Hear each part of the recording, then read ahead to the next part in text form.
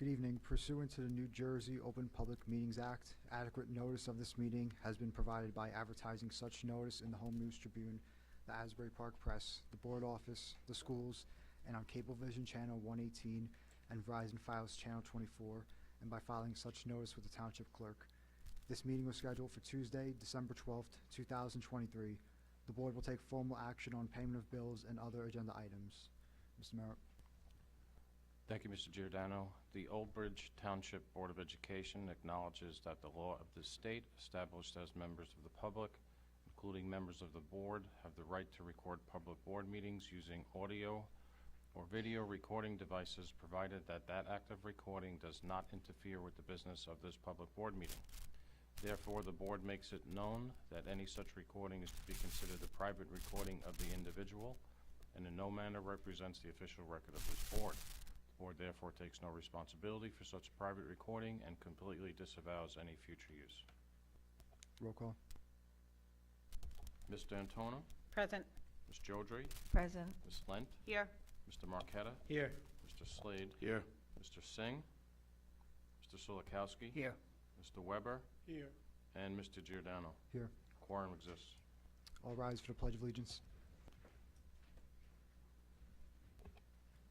Pledge allegiance to the flag of the United States of America, to the republic for which it stands, one nation, under God, indivisible, with liberty and justice for all.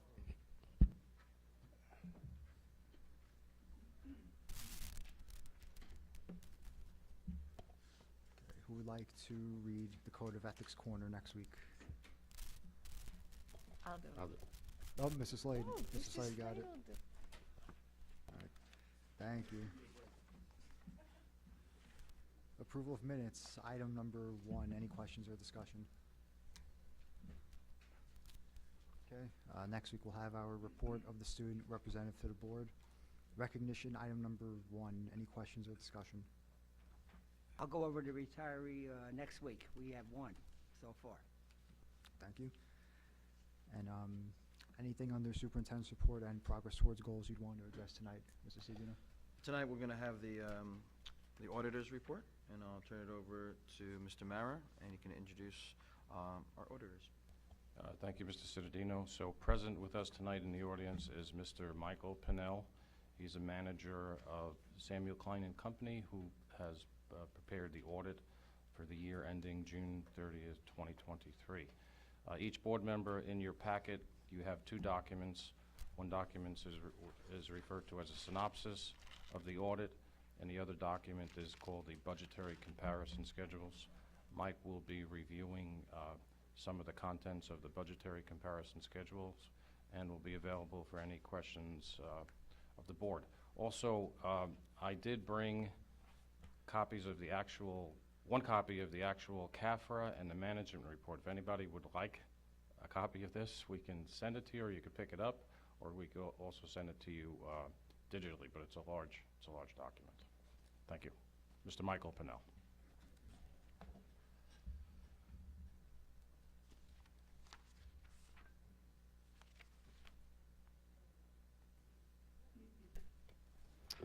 Good evening, everyone. Hope everyone's doing well today. As usual, I'd like to thank Joe and his staff for their cooperation during the audit. It's always a pleasure working in the Old Bridge School District. This is the first time in quite a while that the audit deadline hasn't been extended, usually due to state report filings. The deadline is December 5th, and I'm happy to say that the audit was filed with all state and county agencies by this deadline. Not everyone is familiar with the work that goes into an audit, so I'd like to take this time to explain the process. Each year, the New Jersey Department of Ed releases what they call the audit program. These are the requirements and audit procedures that we must follow to comply with state regulations.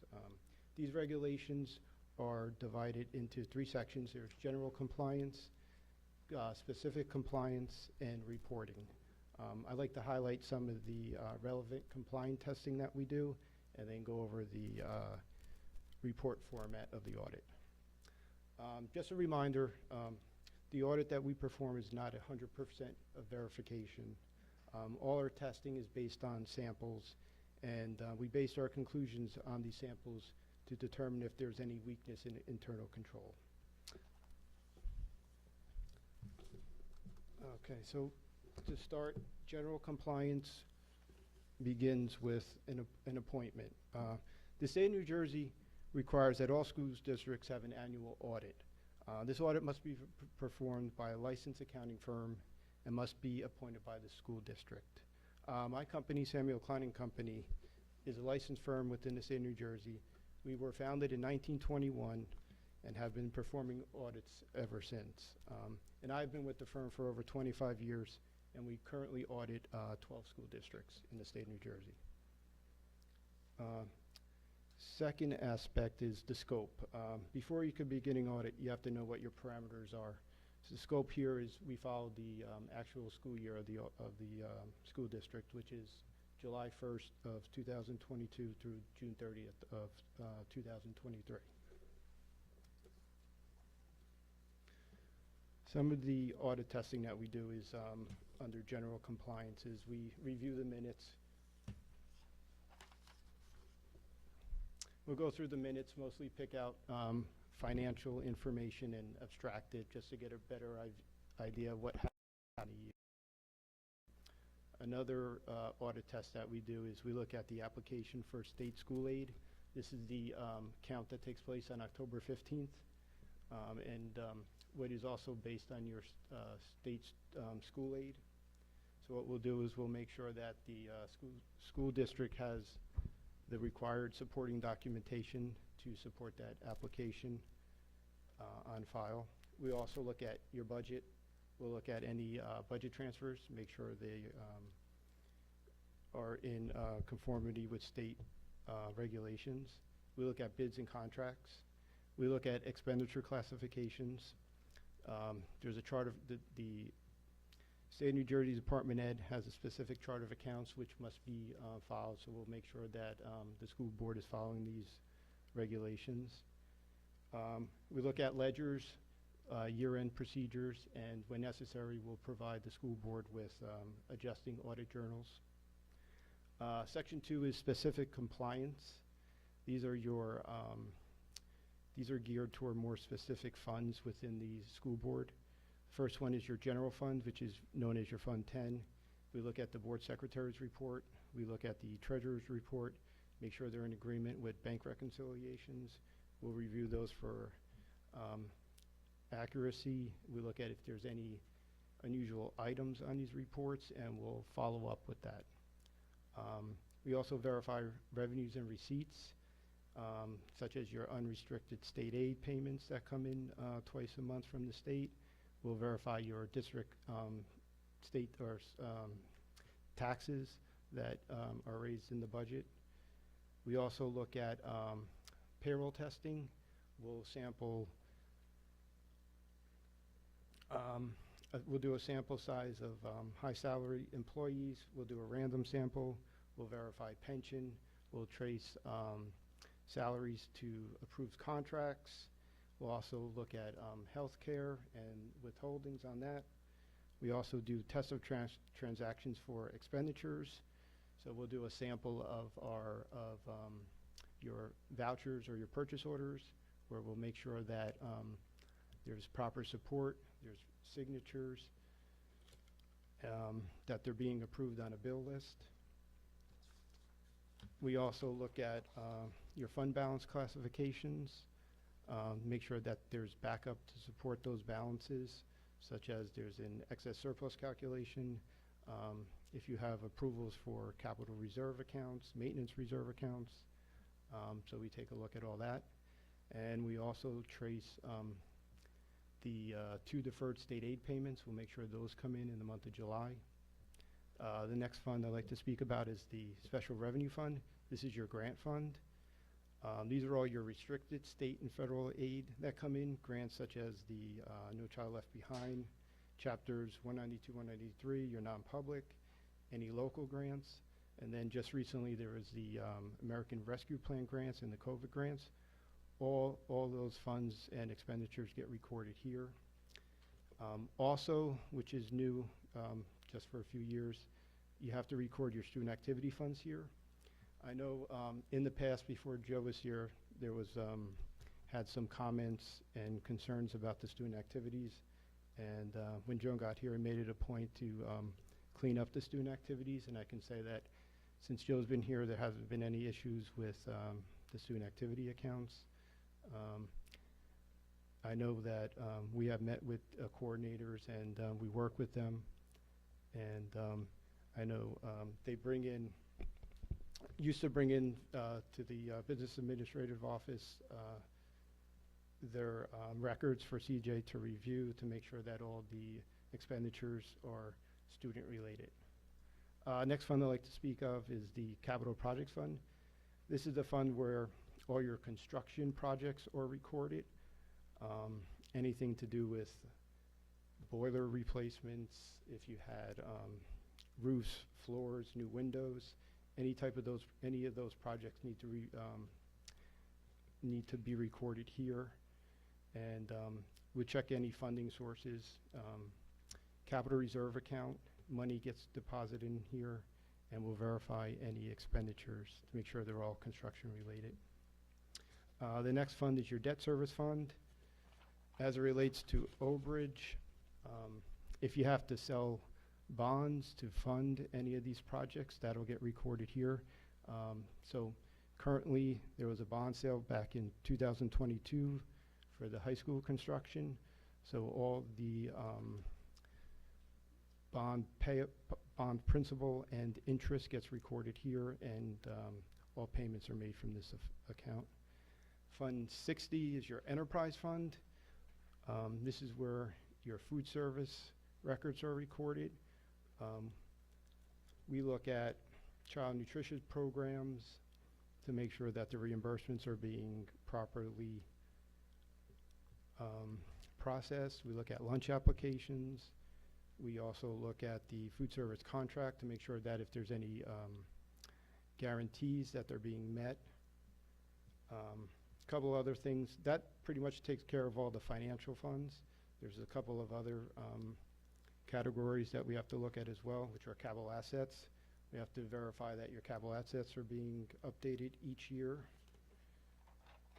We have to look at long-term liabilities, such as your compensated absences, your pension liability, your other post-employment benefits. Something new in the past year has been we have to record leases now.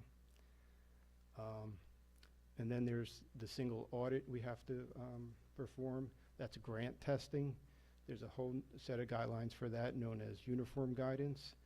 And based on expenditures, we have to determine what grants to test. And then again, it's more payroll testing and it's more expenditure testing to make sure they are allowable under the grant guidelines. After all that's said and done, then we have to file an electronic form called a data collection form and upload that to the federal government. And then finally there's what's called the J section, which is all statistical information. There's about 20 exhibits with all different statistical information concerning the town and the school district. And then finally is the actual report. All that information I just spoke about gets recorded and in this book here. This is the annual comprehensive financial report, and it contains all the schedules. This smaller, thinner report is the auditor's management report. This report here is what most people are interested in because it'll say if there's any audit findings. And I'm happy to report again this year that there were no audit findings for the 22-23 school year. I'd like to take the next moment to go over the fund balance allocation into the school district. These figures can be found on the C1 that Joe passed around. So to end the year, as of June 30th, 2023, the district had total fund balance of $40,106,299.26. That balance is comprised of the following reserves. There was $10,684,548 assigned which has been assigned to support your current budget, 23-24. There's $146,166.73 designated as excess surplus, $228,895.90 committed to year-end encumbrances, $295,053.76 designated to the state unemployment insurance reserve. These next two balances were established by board resolutions. The first is the capital reserve projects. You have $14,768,033.27. These could only be used for projects in your long-range facility plan. Next is the maintenance reserve, has $431,538.32. And then finally is your unassigned fund balance, has $6,540,256.85. This is the maximum allowed to keep as your undesignated fund balance, which is also referred to as your 2% fund balance. In summary, I like to say the district continues to maintain comparative reserve balances on it from a year-to-year basis. Thank you. Anyone have any questions? Yeah, Mike, can you just explain to the board members a little bit more about the application for state aid and what actually happens there, because it's kind of misleading what the basis of that is and what information is communicated to the state through that application. Yes, so each year on October 15th, the district has to take account of all the students in the district, those that are being sent, those are being received, and they're all compiled. So we go through and we verify that there's proper backup for all those students in the district. And that, like I had said before, that calculation is used to determine your state aid. So it's actually the verification of the number of students that are in the district. Correct, yes. Okay. So how far, do you just do sampling for that, or do you get into the Well, we'll entire go through, report? we'll look at the work papers to make sure that there's proper support that agreed to the application that was submitted, and then we also do a sampling size based on the audit program. Based on the size of the district, it tells you how many students you have to test. Thank you. Michael, you know, I always ask these questions because in the past few years, members in various parts of the community have raised allegations that are erroneous, that members of my team may have misappropriated funds or lied about the number of students enrolled in our schools to gain some type of favor in which I don't know what would be. But you said you've been doing this for 25 years. How long have you been auditing Old Bridge Township Public Schools? I've been in Old Bridge since about 2008. Okay. Are you an employee of Old Bridge Township Public Schools? I am not. So you're an independent auditor? Yes. Assigned by the state of New Jersey and approved by the state of New Jersey to audit schools? Yes. So during that time, have you found any audits or findings in which this district may have misappropriated funds? I have not. During that time in which you've sampled the enrollment of students, have you found at any time that anyone has lied or misappropriated the number of students in our honor rolls? I have not. Has any member of my team or myself ever asked you to lie or fudge an audit for us? Never. Thank you very much.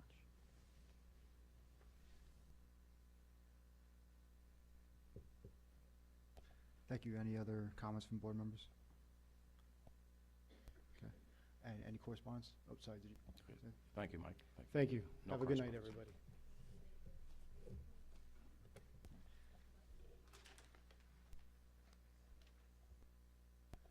Okay, so there is no correspondence this week. We'll be going over our special committee reports next week. Do any board members want to speak on them tonight? Anything, or? Yeah, I'll speak about the curriculum next week. Okay, thank you. All right, hearing of the residents on agenda items only.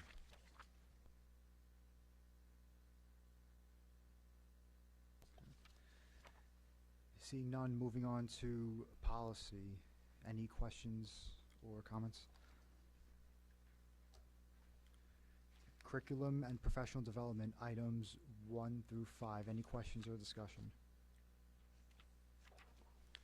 Okay, finance, items 1 and 2 will be voted on tonight. Can I have a motion? D'Antonio will move. Lent will second. Any discussion? Okay, roll call. Mr. Slade? Yes. Mr. Silikowski? Yes. Mr. Weber? Yes. Ms. D'Antono? Yes. Ms. Jodry? Yes. Ms. Lent? Yes. Mr. Marqueta? Yes. And Mr. Giordano. Yes. Resolutions 1 and 2 pass. Items 3 through 13. Any questions from the board? Okay, Mr. Parton was going to go over number 10. In executive session. Letting the board know. Thank you. Okay, and nothing under athletics, non-certificated personnel office. Items 1 through 3 will be voted on tonight. Can I have a motion? D'Antonio will move. Lent will, oh, by all means, go ahead. Jody will second. Any discussion? Roll call. Mr. Silikowski? Yes. Mr. Weber? Yes. Ms. D'Antono? Yes. Ms. Jodry? Yes. Ms. Lent? Yes. Mr. Marqueta? Yes. Mr. Slade? Yes. And Mr. Giordano. Yes. Resolutions 1 through 3 pass.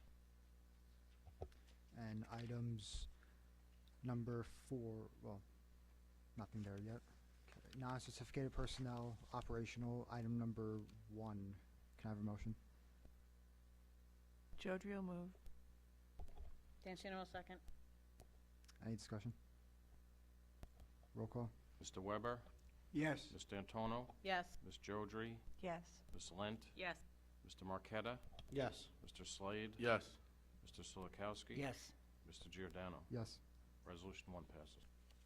Items 2 and 3. Any questions or discussion? Okay. Non-certificated personnel, other items 1 through 5. Any questions or discussion? Certificated personnel, items 1 through 3. Can I have a motion? Slade will move. Jody will second. Any discussion? Roll call. Ms. Jodry? Yes. Ms. Lent? Yes. Mr. Marqueta? Yes. Mr. Slade? Yes. Mr. Silikowski? Yes. Mr. Weber? Yes. Ms. D'Antono? Yes. And Mr. Giordano. Yes. Resolutions 1, 2, and 3 pass. And the rest of the items 4 through 16. Any questions or discussion? Okay. Non-certificated personnel transportation, items 1 and 2. Any questions or discussion? Transportation, items 1 and 2. Any questions or discussion? Supplies, equipment, and services, items 1 through 7. Any questions or discussion? Miscellaneous, items 1 through 6. Any questions or discussion? Okay, no items under board secretary and board business. Moving on to hearing of residents on any school district issue.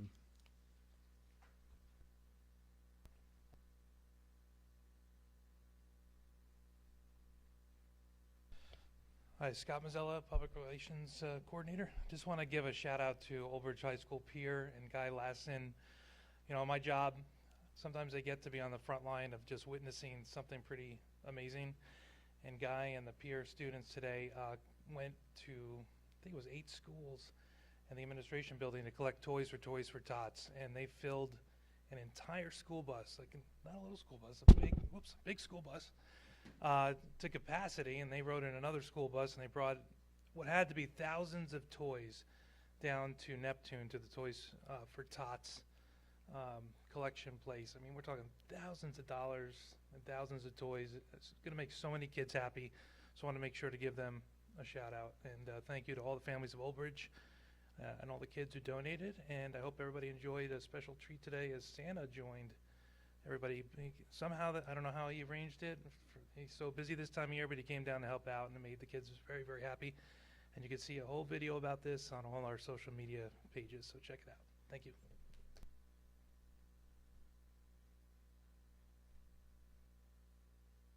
Anyone else?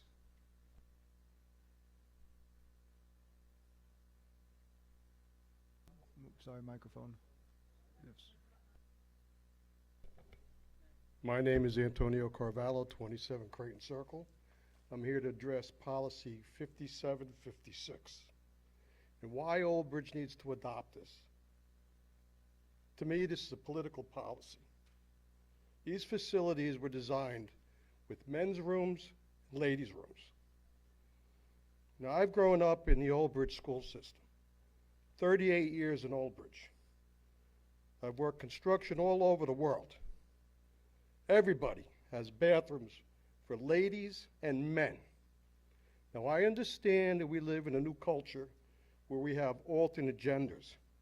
And we have provisions on the books, they're laws, that govern equal rights and care to take care of students at schools. I don't understand why we have to put a policy in place. And besides, it's a framework. I read it over. I mean, the Salem witch trials look just as good. I mean, what happens when somebody confronts somebody else that their feelings are broken? Where the money going to come from for those lawsuits? Taxpayers going to pay for that? I'm not going to pay for that. In fact, I'm going to the council to find out why we're funding anything like that. Weren't masks enough? Didn't we realize masks didn't work? I mean, I worked in Manhattan. 200-300 guys on a job. Nobody wearing masks. Nobody got sick. Got more sick on the bus. People coughing. And that was a political agenda. So I'm here to say that if we continue on this course of action, somebody gets hurt in this school, and we have to be, again, in the news for something of that nature, I'm going to throw money at it. And there are other people that won't raise their voices here in this room because they're afraid to stand up, that parents are being taken out of school boards. Okay? So they'll throw money at it. And there's a lot of people in Old Bridge that'll throw money at it. And I don't think this is a course that we should go on. If we have a student in this school that feels that they're transgender, and then we have a section in that policy that says, forget what the parents have to say. So if the parents get irate, what do? Take the children away from the parents? Is this a backdoor to child care? I mean, it's a web of legal intrigue. Now, I understand that we get a lot of people here that have more sophistication than I do. But when it comes down to it, when you look at that paperwork, we're deciding whether somebody of some type of genitalia feels that they're the other gender. Those bathrooms were made for waste services of a particular gender so that females can be safe going to the bathroom and not being objectified or touched or raped, God forbid, and men could do the same thing. Now, I don't have to sit here at my age and tell everybody that this is bad. And I don't understand where we have all this brain power. Somebody is a transgender student. They have just the same right to come to school. But if the parents are not involved, if the parents are overwrought by this school system, that is a problem. And I won't stand for that, and there are a lot of parents that won't stand for that. That's all I have to say.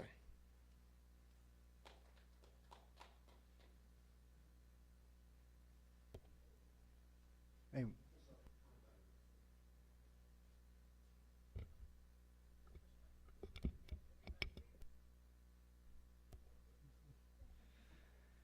Anybody else? Okay, closing hearing of the residents. Old business, board members? Yeah, I have old business regarding the presentation done tonight and Mr. Cittadino's comments at the end. The people in the community that he's referencing was me. A couple of years ago, I was just getting involved with everything. I thought I knew what I was talking about. There was a lot of stuff that I said that was not accurate. The budget stuff, not accurate. The students, not accurate. There was the cutting of programs. So this administration, even through what I've learned, is that even through the budget cuts, they do whatever they can to maintain the programs for the kids. What I learned is that the students are always at the front and center of everything that they do. They could have cut many programs to try to save the budget. They could have done many things to try to save the budget. Now, they didn't. Automotive, right? I thought automotive was going to be cut, wasn't cut. What's the other one that I said? The hair cutting, cosmetology, wasn't touched. So that's credit to them.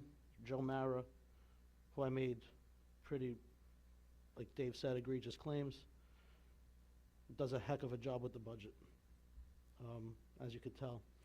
People on the outside don't see it, and I know what people who supported me in the past, I know what they're thinking. But you have to be willing to open your mind and learn and put the other stuff aside to try to make things work. So I learned that 2 years too late. So my apologies for what I did 2 years ago. That's it. Thank you. Thank you. Any other board members for old business? I have two things, please. One, give kudos to Joe and the administration team for the clean audit with no recommendations. It just shows the level of your dedication and your work to the District of Old Bridge, so thank you. In addition, I brought up last meeting, we have evaluations that we're supposed to do as a board. We have a board self-evaluation and a superintendent evaluation. At this point, there's been only 3 board members that have completed both, and the superintendent has completed his part as well. I'd like to see and challenge the board to complete it by the end of this year. For some of you, you're finishing your term. I think we owe it to the over 8,000 students and 1,100 staff. You know, this is part of our job up here, and I think we need to do better. So if everyone could complete their evaluations, that would be great. Okay. Anyone else for old business? Any new business? I just want to jump on and just thank Mr. Marchetta for his words, and I think it takes a lot of courage to say that, and I wish I was just speaking about him, but that's definitely not the case. He wasn't the only person who made that accusation. And when he made it, he wasn't an elected person. There was people who were elected in this town who made the same accusations against our administrative team, and to say that people are stealing or misappropriating funds really has an impact on their livelihood going forward. And if that's the case, if people are doing that, then they deserve to be brought forth by the, whether the prosecutor's office or whatever, to ensure that's not happening. No one's taking from the taxpayers and our students. But to say that without anything to back it up is, totally egregious, and one of the worst things you can say about a public official. So thank you, Mr. Marqueta.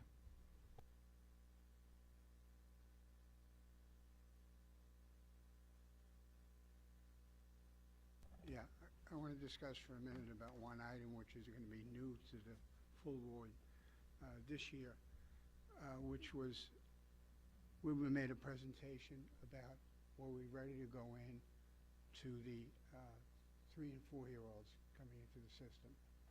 Now, we do already have children in preschool, and I think they're 3- and 4-year-olds, special ed, and some general. Joe, do you know offhand the approximate number combined?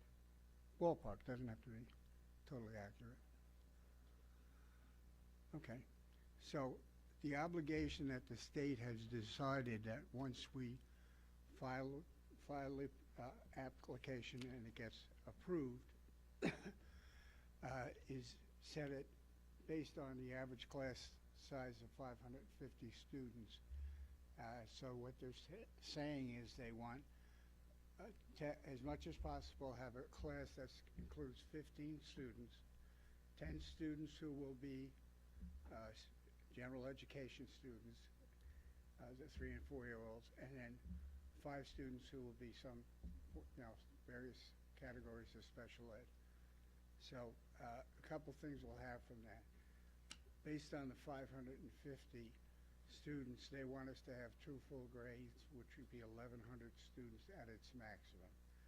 They will allow you to achieve 90% of that. And of course, you would take away the 150 or so that you have, so the number would be a little smaller, probably in the neighborhood of the high 800s. I don't know personally that you're going to get that many for the simple reason that if 2 parents are able to stay, one of them is able to stay home and it's a first child, they may want to enjoy those 4 or 5 years before they consider it. So, but no matter what it is, it will involve a large increase in the enrollment, and the cost that was presented at the time to us was that it would cost, if we had to use an outside facility because we don't have enough rooms to do it, it was around $1,400, $14,000 a year for a student.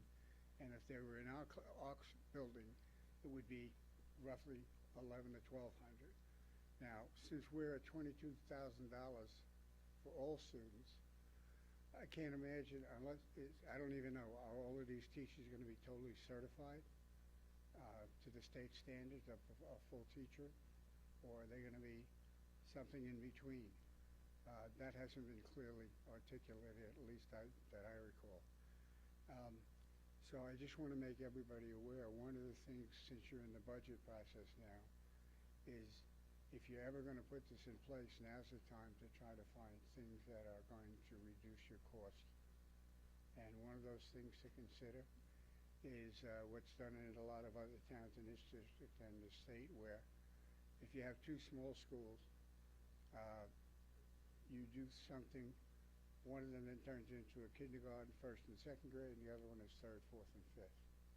By doing that, your class sizes will rise, but you'll have less staff.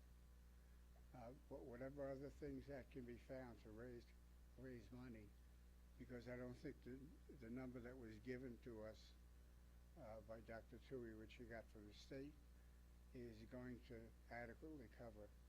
We already know that on the first 6 months of this proposed one, we were going to be short $400,000 just on transportation. If you double that to $800,000, and God knows how long this will last for. I'm sure once it's there, it'll be there forever. So I would say that what you do with the budget, I know you're between a rock and a hard place.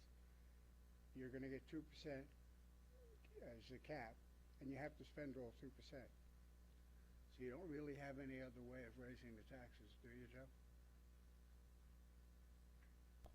There are automatic cap adjustments for certain type of expenditures that exceed the regulations, but generally it relates to healthcare costs and enrollment. Okay.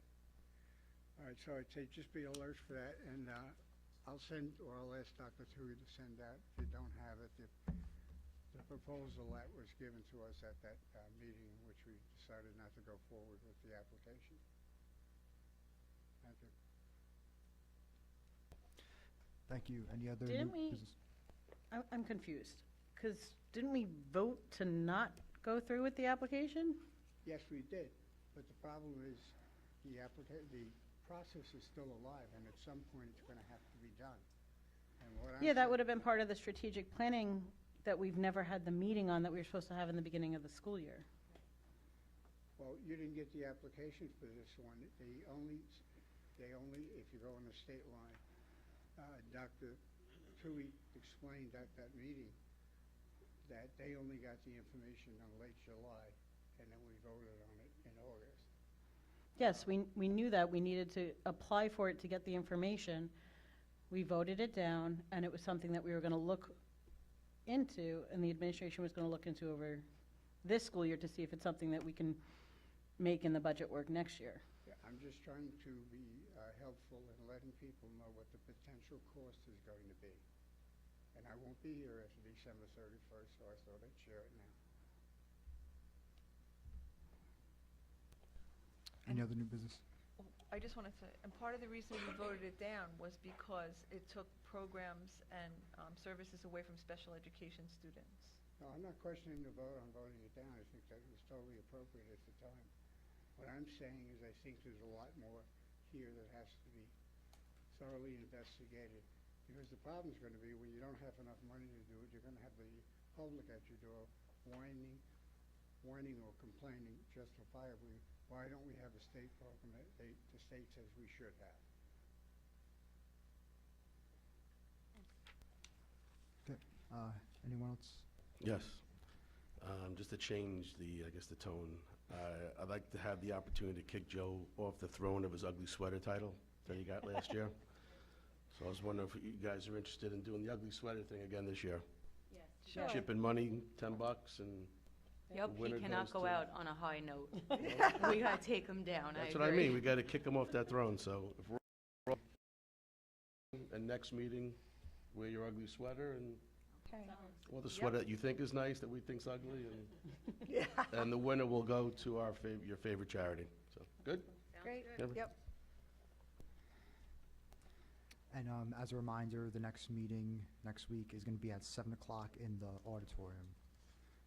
I have, I guess, a question for the board or policy. One of the classes I went to at the school board convention discussed the scientific, academic, health, attendance, and athletic benefits of starting high school later in the day because of the kids' natural sleep schedule and stuff like that. So I just wanted to explore that a little bit more, if we could add that to a policy meeting and talk to the public about it, see how everyone feels, and see if that's something that we should think about.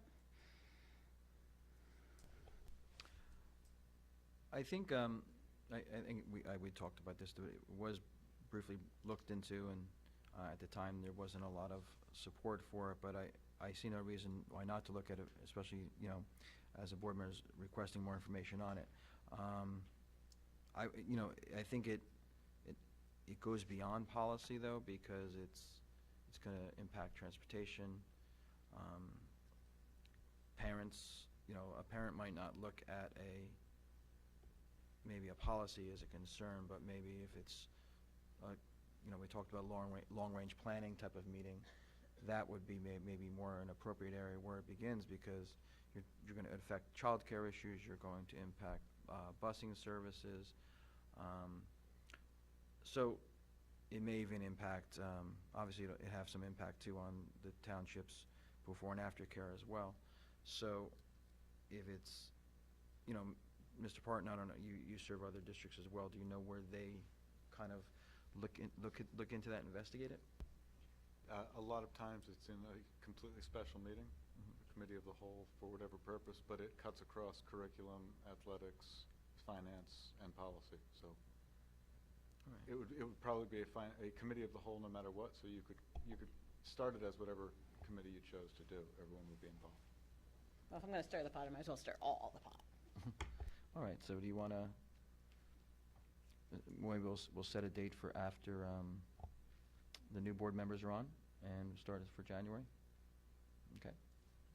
And yeah, I think you're right. It probably should be a standalone meeting, so we don't have to, because it's going to take up the whole meeting.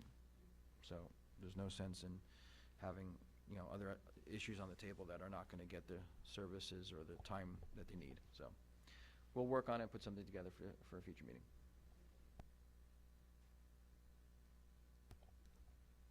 Anyone else? Okay, the board will be going to executive session to discuss matters relating to pending litigation. Can I have a motion to go into executive session? Weber move. Slater second. All in favor? Any opposed? Any abstentions? The board will go into executive session at 8:14 p.m. Thank you and have a good night.